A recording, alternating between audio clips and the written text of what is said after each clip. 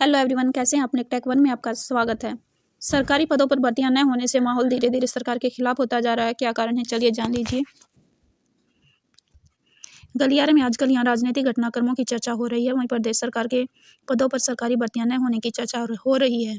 अब तो राजनीतिक मुद्दा भी बन चुका है। प्रदेश सरकार इसमें 2 लाख से ज़्यादा पद रिक्त पड़े हैं। हरियाणा कर्मचारी चयन आयोग के पास ग्रुप सी के लगभग 32,000 और टीजीटी के 7,471 और ग्रुप डी के 13,657 पदों पर भर्ती प्रक्रिया चल रही है। कुछ दिनों में पुरुष सिपाही के 5,000 और महिला सिपाही के 1,000 भर्ती प्रक्रिया शुरू होने जा रही है। इस तरह कुल पद 6,000 बन जाते हैं। इसमें 32,000 पदों की भर्ती प्रक्रिया के तहत कुछ ग्रुपों के नॉलेज टेस्ट तो हो गए हैं, मगर ज़्यादा ग्रुपों में लंबित हैं।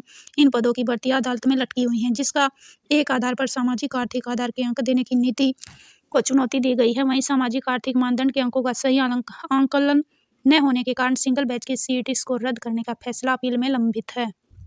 वहीं ग्रुप 56 और 57 के रिजल्ट पर रोक लगा दी गई है। टीजीटी पदों पर अनुभव, सामाजिक आर्थिक मानदंड के अंक लेने और सीटेट को चुनौती देने के कारण रोक लगी है। सामाजिक आर्थिक मानदंड के अंकों को परिवार पहचान पत्र के आधार पर दिए जाते हैं, मगर ट्रिपल पी में डाटा सही नहीं है। और ग्रुप सी के लिए ग्रुप डी की भर्तियां सरकार के सीईटी कंपलसरी किया हुआ है, इसलिए अब सीईटी लागू किया गया है। तब से एक भी पद भर्ती नहीं हो पाई है। गलियारे में चर्चा की भर्ती न होने से युवा वर्ग नाराज है। मुख्यमंत्री मनोहर लाल ने कहा कि भर्तियां रोकने के लिए भर्ती रोको गैंग सक्रिय है। इस पर कांग्रेस के वरिष्ठ नेता रणदीप सिंह सुरजेवाला ने आपत्ति जताई है। सुरजेवाला का कहना है कि हर किसी को अदालत में जाने का अधिकार है।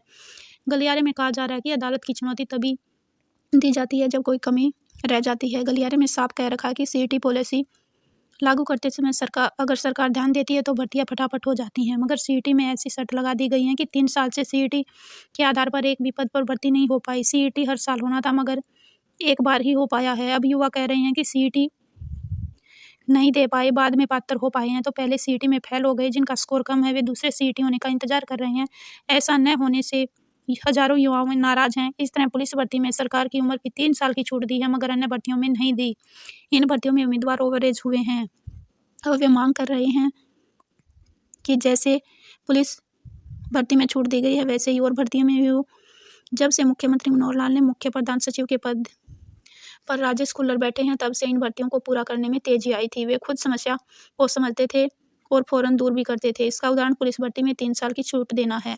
जब उनसे कुछ युवा मिले तो मांग रखी, तो गृह विभाग में एजेंडा मंगवाया और मंत्रिमंडल में पारित कराया, मगर कुछ मामलों में उनके फैसले भी धरातल पर नहीं आ पाते हैं। वहीं ग्रुप डी में की 2019 की भर्ती खेल कोटे के उम्मीदवारों के रिक्त पदों को दोबारा से बचे पदों का रिजल्ट जारी करने का फैसला किया था, मगर लगभग 4 महीने बीत चुके हैं। इसके बावजूद भी यह लागू नहीं हो पाया। अब उन्होंने मानव संसाधन विभाग से प्रधान सचिव और एक संयुक्त निदेशक पद पर लगाया है। सरकारी भर्तियों में मानव संसाधन विभाग का ही रोल है, इसलिए गलियारे में चर्चा है कि शायद अब भर्तियों में तेजी आए। फिलहाल तो भर्तियां न होने से प्रदेश का माहौल सरकार के खिलाफ बन चुका है। हालांकि मुख्यमंत्री मनोहर लाल ने दावा किया है कि 9.5 साल में 1.6 लाख से ज़्यादा सरकारी नौकरियां इस सरकार ने दी हैं। 30 लाख से ज़्यादा रोजगारों को अवसर दिया है, मगर उनके इस बयान पर रणदीप सुरजेवाला के समेत विपक्षी नेताओं ने तीखी टिप्पणी की है। यही छोटी सी अपडेट थी जो आपके माध्यम से शेयर करनी थी। चलिए मिलते हैं नेक्स्ट वीडियो में। आप कमेंट कर जरूर बताएं कि इस तरह की आपका रवैया क्या है सरकार की तरफ। मिलते हैं नेक्स्ट वीडियो में किसी नई अपडेट के साथ। धन्यवाद।